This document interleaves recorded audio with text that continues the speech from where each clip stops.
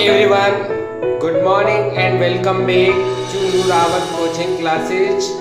दोस्तों कैसे हैं आप सब। मैं गुमान सिंह रावत उपस्थित हूँ आपके सामने मनोविज्ञान की पहली क्लास के साथ।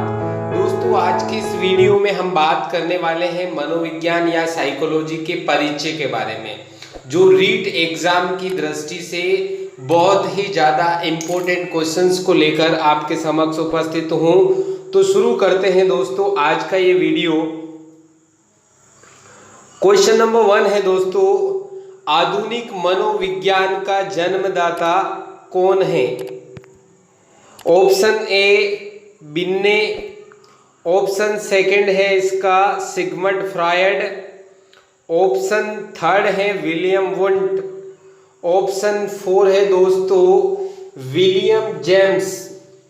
Who is father of modern psychology, यानी मॉडर्न साइकोलॉजी का पिता या जन्मदाता किसे कहा जाता है। तो इसका सही जवाब है दोस्तों विलियम वुंट। ये जो विलियम वुंट थे, इन्होंने जर्मनी के लिप्जिंग स्थान पर, जर्मनी के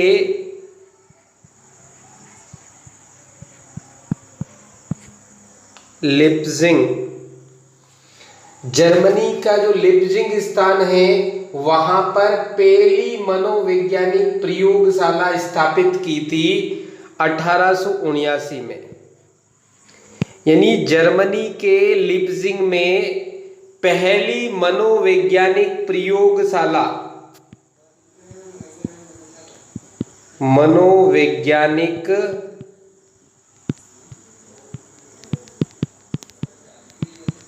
प्रयोगशाला, यानी जो विलियम वुंट थे उन्होंने जर्मनी के लिप्जिंग नामक स्थान पर 1879 में पहली मनोवैज्ञानिक प्रयोगशाला स्थापित की थी। इसलिए विलियम वुंट को आधुनिक मनोविज्ञान या मॉडर्न साइकोलॉजी का जन्मदाता माना जाता है। बढ़ते हैं दोस्तों अगले क्वेश्चन की तरफ। क्वेश्चन नंबर 2, साइकोलॉजी शब्द की उत्पत्ति किस भाषा से हुई है। ऑप्शन फर्स्ट है अंग्रेजी, सेकंड रूसी, third Latin, fourth Spanish. From which language did the term psychology originate. Option English, second Russian, third Latin, fourth Spanish. तो दोस्तों जो साइकोलॉजी शब्द हैं वो एक लैटिन भाषा के शब्द से बना है। यानी साइकोलॉजी शब्द लैटिन भाषा के 2 शब्दों से मिलकर के बना है। पहला शब्द है साइके, दूसरा है लोगोस। साइके का अर्थ होता है दोस्तों आत्मा, साइके का अर्थ होता है आत्मा, लोगोस का अर्थ होता है अध्ययन। यानी इसका शाब्दिक अर्थ यहां से क्या आ गया दोस्तों,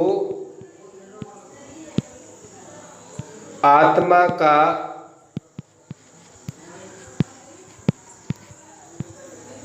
अध्ययन। यानी साइकोलॉजी शब्द का शाब्दिक अर्थ क्या हो गया, आत्मा का अध्ययन। तो साइकोलॉजी शब्द किस भाषा का शब्द है, लैटिन भाषा के। लैटिन भाषा के 2 शब्द साइके प्लस लोगोस, 2 से मिलकर के ये बना है, जिसका अर्थ होता है आत्मा का अध्ययन। नेक्स्ट क्वेश्चन की तरफ बढ़ते हैं दोस्तों। क्वेश्चन नंबर 3, साइकोलॉजी शब्द में साइके नामक ग्रीक शब्द का अर्थ क्या है। अभी हमने बात करी है दोस्तों कि जो साइकोलॉजी शब्द हैं उसमें साइके का क्या अर्थ होता है। The word psychology is derived from Greek word साइके which means. ये जो ग्रीक शब्द साइके, इसका क्या अर्थ होता है। Option A Vidya, option second Manav, option number 3 आत्मा, ऑप्शन नंबर 4 भगवान। तो दोस्तों अभी हमने बात करी है कि साइके शब्द का क्या अर्थ होता है, आत्मा, सोल।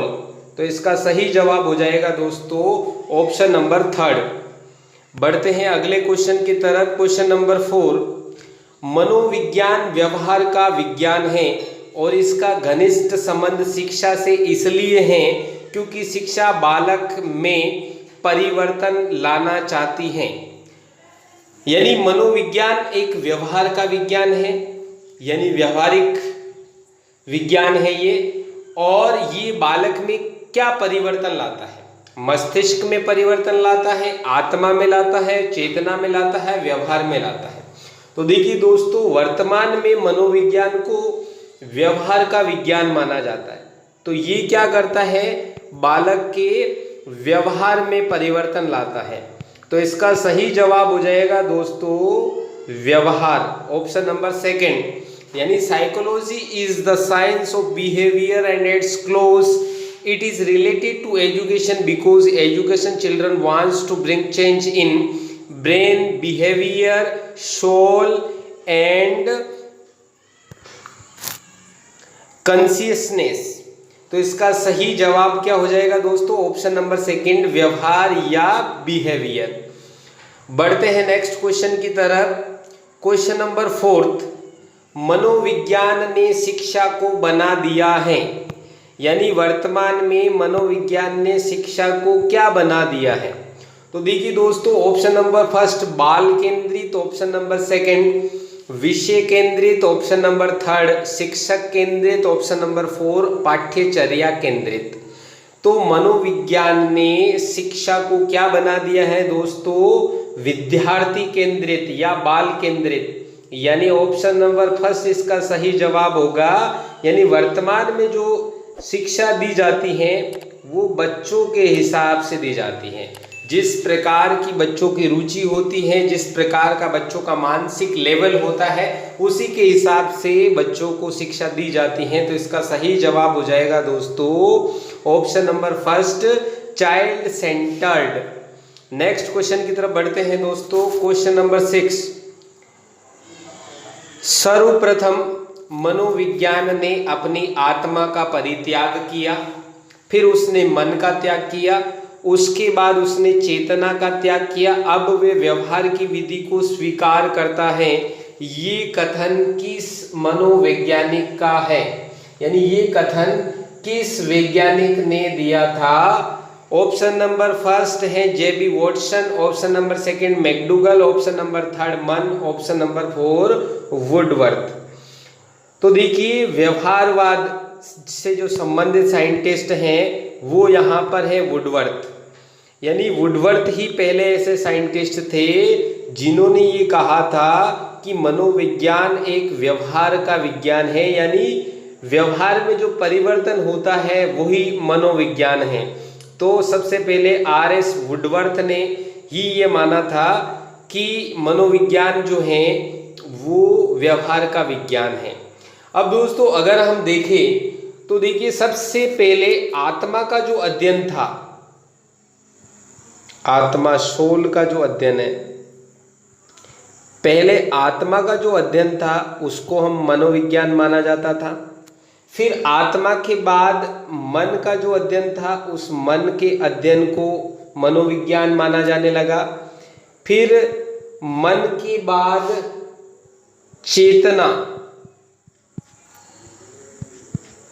चेतना के अध्ययन को मनोविज्ञान माना जाने लगा।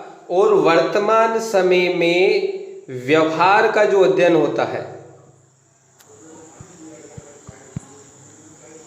व्यवहार का अध्ययन, यानी व्यवहार के अध्ययन को मनोविज्ञान माना जाता है। तो ये कथन कहा था वुडवर्थ ने कि सबसे पहले मनोविज्ञान ने अपनी आत्मा का त्याग किया, उसके बाद उसने मन का त्याग किया, मन के बाद उसने चेतना का त्याग किया, और वर्तमान समय में व्यवहार की विधि को ये स्वीकार करता है। तो ये कथन किसका है दोस्तों? वुडवर्थ का या RS वुडवर्थ का। नेक्स्ट क्वेश्चन की तरफ बढ़ते हैं दोस्तों। क्वेश्चन नंबर 7, प्रथम मनोविज्ञान प्रयोगशाला कहाँ स्थापित की गई थी? तो दोस्तों पहले क्वेश्चन में हमने इसके बारे में बात करी थी, जर्मनी के लिप्जिंग नामक स्थान पर। तो पहली मनोवैज्ञानिक प्रयोगशाला कहाँ स्थापित की गई थी? जर्मनी के लिप्जिंग में, जर्मनी के लिप्जिंग में। और स्थापित किसने किया था दोस्तों?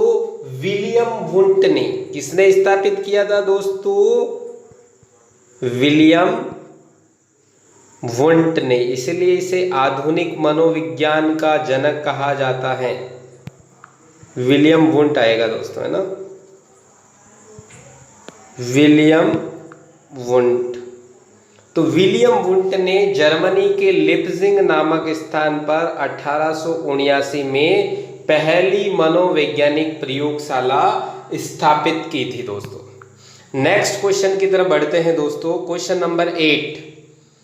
सन 1920 के दशक के प्रारंभ में बर्लिन में पहली क्रीड़ा मनोविज्ञान शाला की शास्त्र की प्रयोगशाला को इन्होंने प्रारंभ किया था। यानी पहली क्रीड़ा मनोविज्ञान शास्त्र प्रयोगशाला मतलब पहली स्पोर्ट्स लेबोरेटरी, है ना, खेल मनोविज्ञान प्रयोगशाला या sports laboratory.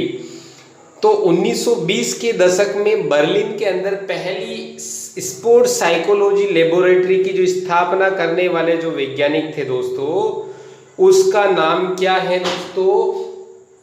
Option number A आ रहा है वाल्पर बोवर्स, ऑप्शन नंबर सेकंड है डॉक्टर कार्ल डाइन, ऑप्शन नंबर थर्ड है विलियम वुंट और ऑप्शन नंबर 4 है जे.बी.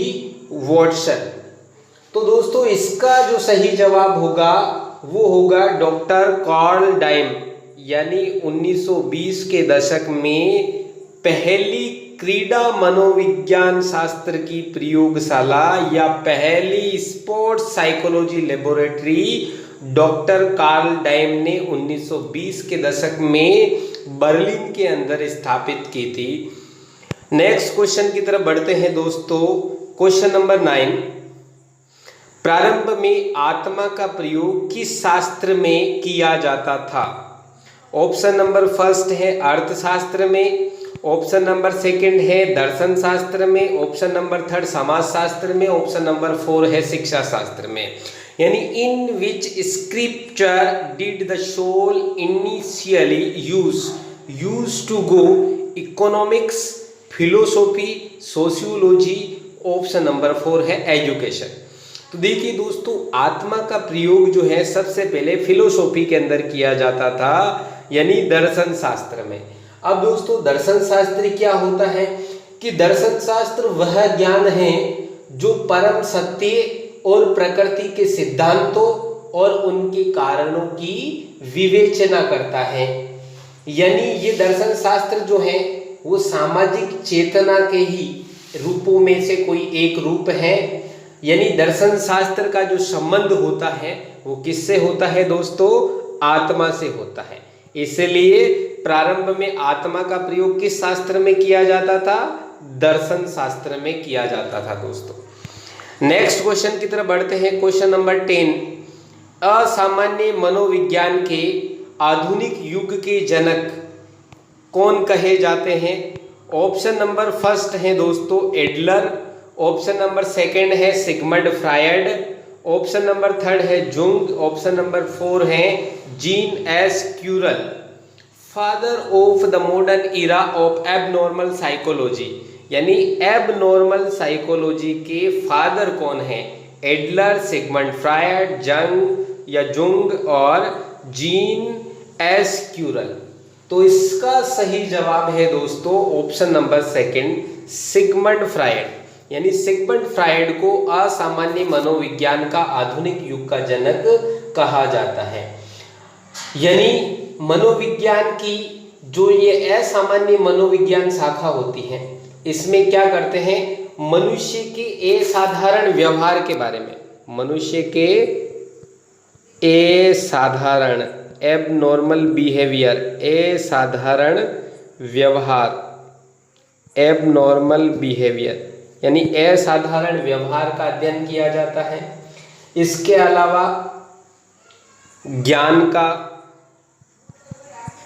इसके अलावा विचारों का, ज्ञान का, विचारों का इसी तरह भावनाओं का व क्रियाओं का अध्ययन किया जाता है। भावनाओं व क्रियाओं का अध्ययन।